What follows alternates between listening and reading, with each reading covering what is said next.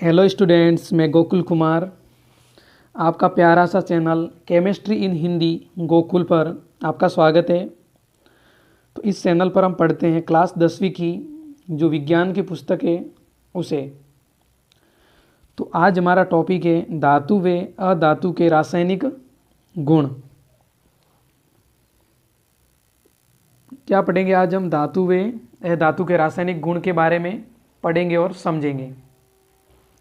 सबसे पहले हमें पढ़ना है आयन बनने का गुण।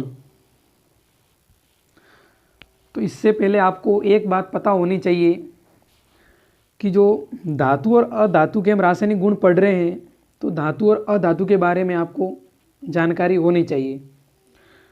तो आपको जो हमने इससे अगले वाले वीडियो है उसमें हम धातु और अधातु को ही समझा रखा है। आप पहले उस वीडियो को देख लें, बाद में इस वीडियो को देखें ताकि आपको आसानी से समझ में आ सके। तो हमने अगले वीडियो में समझाया था कि धातु वे होती है जो इलेक्ट्रॉन को त्यागती है। धातु की प्रकृति होती है इलेक्ट्रॉन को त्यागने की, और आपकी जो अधातु है वो इलेक्ट्रॉन को ग्रहण करती है। ठीक है, तो आपने पढ़ा कि धातु इलेक्ट्रॉन को त्यागती है। तो यह आपकी ये धातु जब ये एक इलेक्ट्रॉन को त्यागती है तो वो धनायन में परिवर्तित हो जाती है। तो क्या बन जाएगा? धातु का धनायन बन जाएगा। तो हम एग्जाम्पल लेते हैं। आपने सोडियम धातु ली। सोडियम है आपके जो आवर्त सारणी है उसमें जो पहला ग्रुप है, वर्ग नंबर पहला, उसकी धातु है। तो इसके बाहरी कक्षा में एक इलेक्ट्रॉन होगा, तो वो एक इलेक्ट्रॉन को आसानी से त्याग कर धनायन में परिवर्तित हो जाती है। ये एक इलेक्ट्रॉन त्याग करें सोडियम धातु, सोडियम धनायन में परिवर्तित हो जाती है। अब हम देखेंगे Mg का उदाहरण लेते हैं। Mg है आवर्त सारणी का जो ग्रुप नंबर 2, हिंदी में बोल सकते हो वर्ग नंबर 2। तो वो उसके आउटर मोस्ट ऑर्बिट में बाहरी कक्षा में 2 इलेक्ट्रॉन होते हैं। तो वो 2 इलेक्ट्रॉन को त्याग कर आसानी से धनायन में परिवर्तित हो जाती है मैग्नीशियम Mg। तो ये 2 इलेक्ट्रॉन को त्याग कर आसानी से Mg डबल पॉजिटिव में कन्वर्ट हो जाएगी। ये 2 इलेक्ट्रॉन क्यों त्यागती है कि उसकी जो बाहरी कक्षा को संतृप्त करने के लिए 8 इलेक्ट्रॉन चाहिए। तो वो 2 इलेक्ट्रॉन त्यागने आसान होता है, ना कि 7 इलेक्ट्रॉन को लेना इतना आसान होता है। सॉरी, 6 इलेक्ट्रॉन को, ठीक है, 7 और 8 हो जाएंगे। ठीक है, तो उम्मीद है यहाँ तक आपको समझ में आ गया होगा। धातु के बारे में पढ़ा हमने, धातु का धनायन भी बना लिया। अब हम पढ़ेंगे अधातु। अधातु की प्रकृति कैसी होती है? इलेक्ट्रॉन को ग्रहण करना। तो जब वो अधातु वो इलेक्ट्रॉन को ग्रहण करेगी तो वो ऋणायन में कन्वर्ट हो जाएगी, ऋणायन में परिवर्तित हो जाएगी। तो आप देखें, जो आपकी अधातु है वो इलेक्ट्रॉन को जब ग्रहण करेगी तो ऋणायन में परिवर्तित हो जाती है। जो आपकी क्लोरीन है अधातु, क्लोरीन आपके आवर्त सारणी के 17वें वर्ग का परमाणु है या अधातु है। ठीक है, मैं अधातु बोलूँगा। तो ये आपकी इसकी बाहरी कक्षा को पूर्ण करने के लिए एक इलेक्ट्रॉन को ग्रहण करेगी। तो ये देखो, एक इलेक्ट्रॉन को ग्रहण करके ये किस में कन्वर्ट हो जाएगा? Cl नेगेटिव में। दूसरा एग्जाम्पल है ऑक्सीजन। ऑक्सीजन है 16वें वर्ग की। ठीक है ना, जो आपकी अधातु है ऑक्सीजन वो है 16वें वर्ग की। तो 8 इलेक्ट्रॉन को पूरा करने के लिए क्या करेगा? 2 इलेक्ट्रॉन को ग्रहण करेगा। ये 2 इलेक्ट्रॉन को ग्रहण करके ऑक्सीजन डबल नेगेटिव में कन्वर्ट हो जाती है। ठीक है,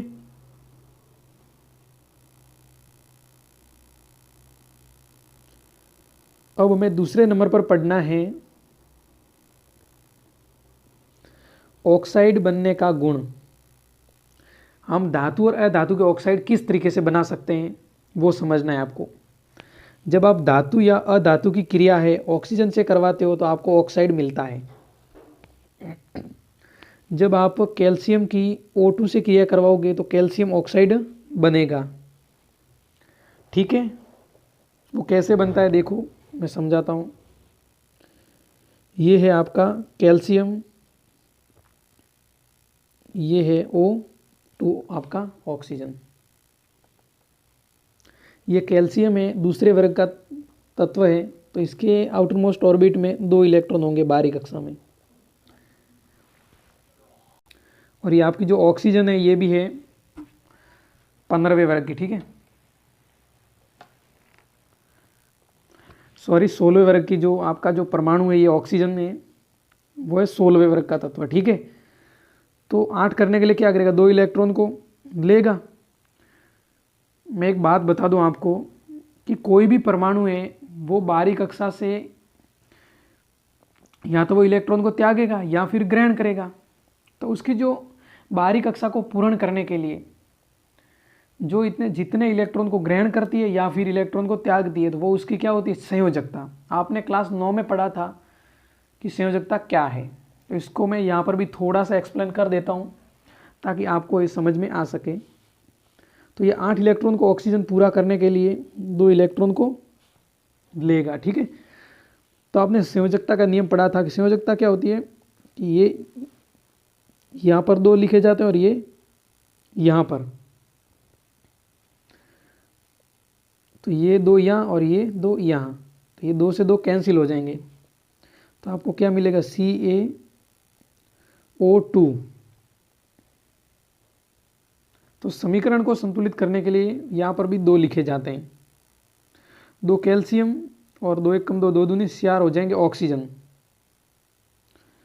और 2 ये 2 तो है ही ऑक्सीजन, ये सॉरी यहाँ से 2 से 2 ये कट जाएंगे, ठीक है ना, ये वाले। तो आपको मिल जाएगा 2CaO। मैं एक बार यहाँ से हटा देता हूँ।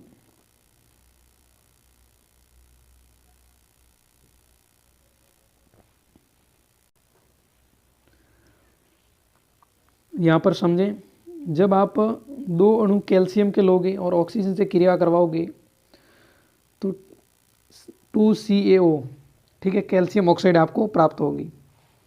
जब आप सल्फर की अभिक्रिया है, जो रिएक्शन है, वो O2 से करवाओगे तो SO2 आपको मिलेगा, ठीक है। अब आपको एक बात समझनी है कि जो धातु के ऑक्साइड हैं वो होते हैं क्षारीय। कैसे होते हैं, क्षारीय होते हैं। आप कहोगे कि कैसे क्षारीय होते हैं, समझाओ। तो आप आ जाइएगा लुईस की अवधारणा पर। लुईस भाई साहब ने कहा था कि चाहे धातु, आपने पहले पढ़ रखा है कि धातु इलेक्ट्रॉन को त्यागती है। तो लुईस भाई साहब ने कहा था कि वे परमाणु जो इलेक्ट्रॉन को त्यागते हैं वो लुईस क्षारक कहलाते हैं। क्षारक कहलाते नहीं कहलाते। और वे परमाणु जो इलेक्ट्रॉन को ग्रहण करते हैं, इलेक्ट्रॉन को एक्सेप्ट करते हैं, उसे आप क्या कहोगे, लुईस अम्ल या लुईस एसिड, ठीक है, समझ में आ गया। तो धातु क्या करती है, इलेक्ट्रॉन को त्यागती है। तो धातु का जो ऑक्साइड बनेगा ना, वो कैसा होगा, क्षारीय होगा। कैसे, इसको भी हम एग्जाम्पल से समझते हैं। जैसे आपने कैल्शियम ऑक्साइड का एक कैल्शियम ऑक्साइड ले लिया, ठीक है, धातु का ये ऑक्साइड है, ये है कैल्शियम धातु और ये O, तो क्या बन गया, कैल्शियम ऑक्साइड लिया और आप इसे जल में घोल कर देख लो, पता चल जाएगा एसिड है कि बेस है, ठीक है। तो जब आप जल में घोलोगे तो ये बन जाएगा आपको CaOH का होल्ट वाइज। अब आ जाइए आप आर्रेनियस की परिभाषा पर। आर्रेनियस ने कहा था कि वे पदार्थ जो जल में घुलकर S पॉजिटिव आयन देते हैं वो होते अम्ल, और जो पदार्थ जो जल में घुलकर OH नेगेटिव आयन देते हैं वो होते हैं क्षारक। तो अब मुझे बताएं आप कि इसमें आपको S पॉजिटिव आयन दिख रहे हैं आपको, कहीं नहीं दिख रहे हैं आपको। इसमें है OH आयन, तो जिसमें OH आयन होंगे वो क्षार होगा, क्या होगा, क्षार। तो अब आपको समझ में आ गया होगा कि जो धातु के ऑक्साइड हैं वो कैसे होते हैं, क्षारीय होते हैं। होते नहीं होते, ठीक है। अब हम अधातु के ऑक्साइड के बारे में समझते हैं, पढ़ते हैं। अब देखिए यहाँ पर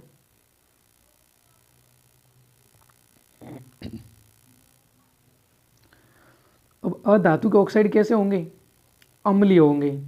जो ज़्यादा टैलेंट बच्चे हैं उनको समझ में आ गया होगा कि कैसे होते हैं ये।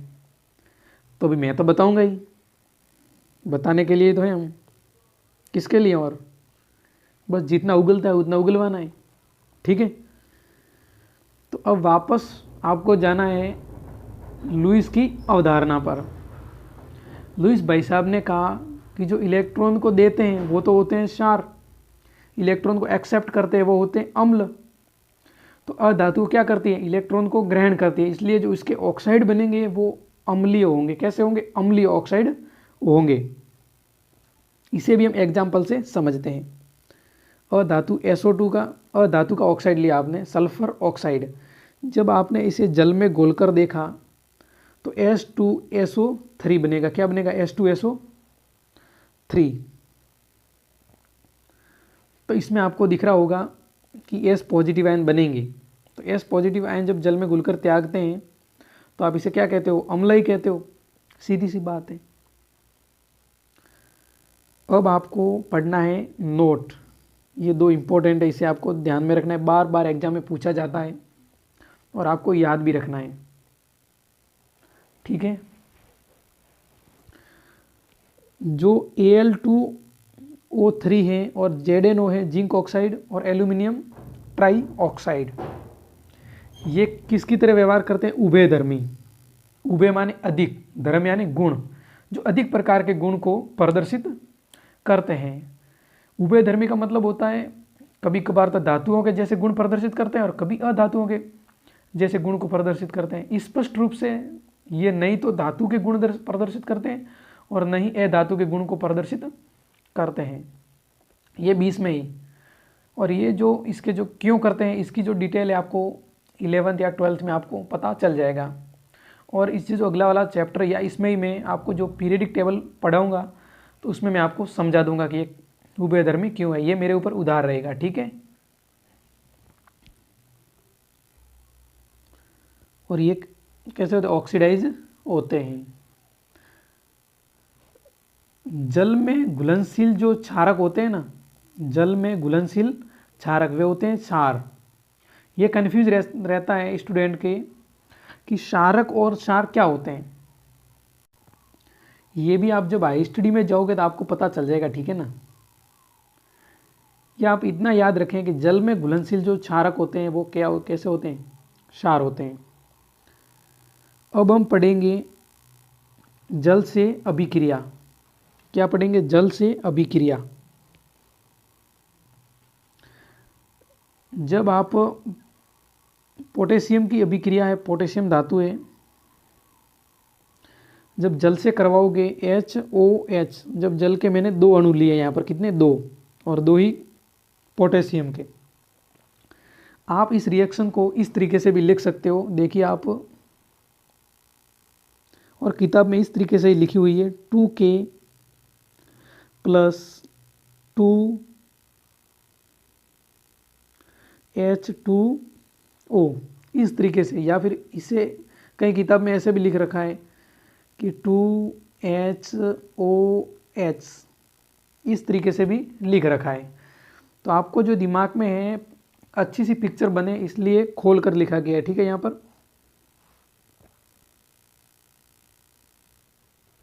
तो अब देखिए, ये दोनों पोटेशियम धातु है, सीधा सा अटैक करती है ये इस हाइड्रोजन के ऊपर, दोनों हाइड्रोजन के ऊपर। तो 2KOS यहाँ से निकल जाएगा और ये आपकी हाइड्रोजन गैस निकल जाएगी, ठीक है। यहाँ से K और यहाँ से H, यहाँ से K और H,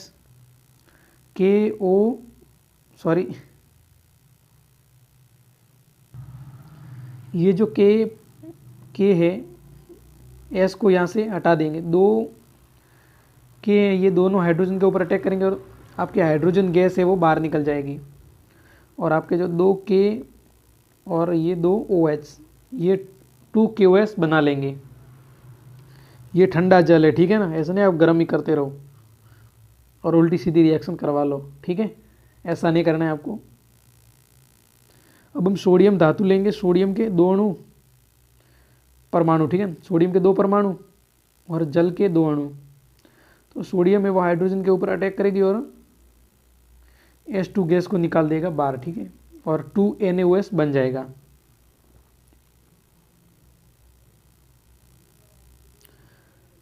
और आपको एक बात ध्यान में रखना है कि जो आपका पीबी को आप क्या कह सकते हो, लेड, ठीक है ना, कॉपर यानी तांबा, Ag मतलब सिल्वर, Au मतलब आपका जो सोना, गोल्डन, ठीक है ना, सोना नहीं सोना, ठीक है, कहीं सोना जो आप, आदि जो धातु हैं वो जल के साथ कभी भी रिएक्शन नहीं करेगी। इसे आप दिमाग में बिठा लो। और आपकी जो अधातु है, नॉन मेटल, ये भी जल के साथ कभी भी रिएक्शन नहीं करेगी, ठीक है। अब हम 4 नंबर पे पढ़ेंगे H2 से क्रिया। जब धातु या अधातु को आप H2 से क्रिया करोगे तो हाइड्राइड बनेगा। क्या बनेगा? हाइड्राइड बनेगा आपका। जब 2 सोडियम धातु के अणु और H2 लोगे तो अब 2NaH बन जाएगा। क्या बनेगा? 2NaH। ये समीकरण आपको रिएक्शन कैसे हुए सीधा सा योग हो रखा है। और संतुलन कैसे करना है वो जो इससे जो आपका पहला चैप्टर है क्लास 10वीं में, उसमें मैंने अच्छे से एक्सप्लेन कर रखा है, तो आप वहाँ जाकर पढ़ सकते हो। जब नाइट्रोजन लेंगे N2 और 3H2 तो आपको बन जाएगा आपका 2NH3। क्या बनेगा? 2NH3। तनु अम्लों से क्रिया करेंगे, करवाने पर क्या बनता है देखो। 5वें नंबर पे है तनु अम्लों से क्रिया। जब आप धातु की जो अभिक्रिया है वो डाइल्यूट एसिड या तनु अम्ल से करवाने पर लवण और H2 गैस निकलती है। ये आपका है तनु अम्ल, ये है आपकी धातु Mg धातु ये H2 को यहाँ से हटा देता है, ठीक है, H2 गैस को हटा देते हैं और MgSO4 यहाँ बन जाता है, ठीक है ना।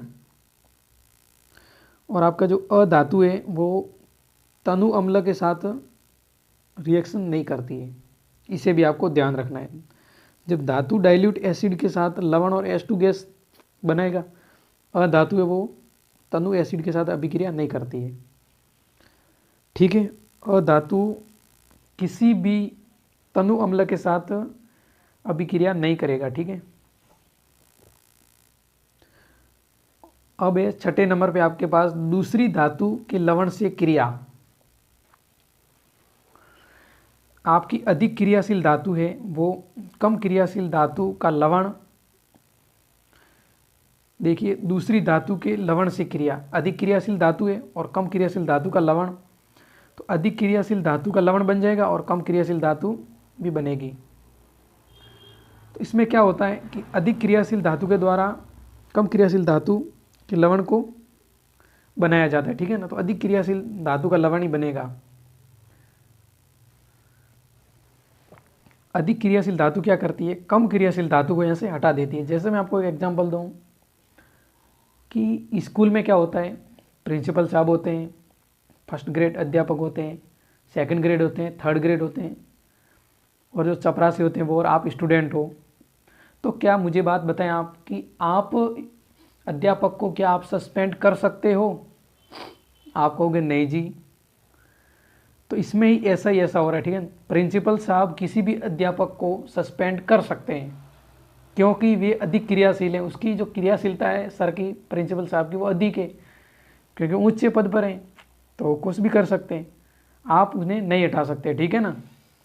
तो जो अधिक क्रियाशील धातु है वो कम रिएक्टिविटी एलिमेंट या मेटल को रिमूव कर देता है, ठीक है। तो इसे भी आपको ध्यान रखना है। इसका एग्जाम्पल है Fe, कॉपर सल्फेट में Fe अटैक करता है कॉपर के ऊपर, तो कॉपर बेचारा बेगर हो जाता है और FeSO4 बन जाता है, ठीक है। जबकि कॉपर अब देखें यहाँ पर, ये आपके पास FeSO4 और कॉपर की जब अभिक्रिया है, ये देखो ये दुर्बल धातु, ये दुर्बल धातु ये प्रबल धातु को यहाँ से नहीं हटा सकता, ये रिएक्शन ही नहीं होगी, ठीक है ना। तो इसे भी आप ध्यान रखना है। एक एग्जाम्पल आपको याद रखना है, जब अधातु है, जब पोटेशियम आयोडाइड के साथ अभिक्रिया करवाते हैं तो 2 KCl और एक I2 बनता है, ठीक है ना। तो आज के इस वीडियो में हम इतना ही पढ़ेंगे, बाकी पढ़ेंगे हम अगले वीडियो में। हमारे साथ में यूं ही बने रहें और इस वीडियो को ज़्यादा से ज़्यादा शेयर करें ताकि ज़्यादा स्टूडेंट को फ़ायदा हो सके और अपना जो पढ़ाई है वो कर सकें। तो आज के इस वीडियो में इतना ही। Best of luck, thank you for watching this video, okay bye.